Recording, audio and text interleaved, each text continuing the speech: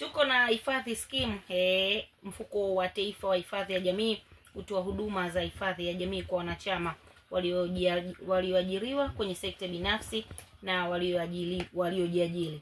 Skimu ya taifa hifadhi ya jamii kwa wananchi waliojiajiri, yani National Social Security Scheme for Self-Employed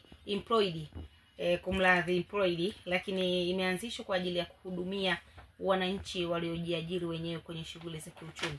Lakini madhumuni ya kuanzisha skimu hii ni labda kwa yule msikilizaji ambaye ananisikia, kuongeza wigo wa hifadhi ya jamii kwa makundi ambayo hainufaiki na huduma hizi, lakini kusaidia juhudi za serikali za kupunguza umaskini kwa kipato kwa wananchi, kuongeza nguvu za uzalishaji mali na kukuza uchumi wa nchi, lakini kuchochea kasi ya maendeleo ya kiuchumi kwa wananchi na taifa kwa ujumla. Walengo wa skimu ni mwananchi yoyote. Walengo ni wananchi wa aina yoyote ile. Kikubwa tu wewe nenda kajiandikishe, uwe na ufuate vile vigezo vinavyotakiwa, mambo yanakaa vizuri kabisa. Kikubwa cha kuzingatia vigezo na masharti kuzingatiwa.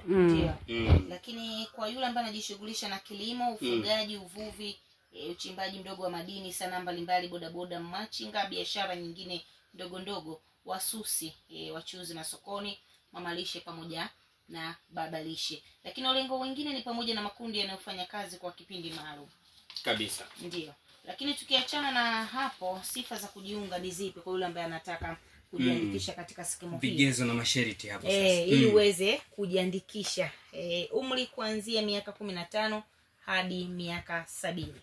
Lakini asiwe ni mnufaika wa mafao ya pensheni kwenye mfuko wa hifadhi ya jamii nchini, awe ni Mtanzania na mkazi wa Tanzania bara. Ili uwe wa kwanza kupata taarifa zetu, usisahau kusubscribe, kulike na kushare.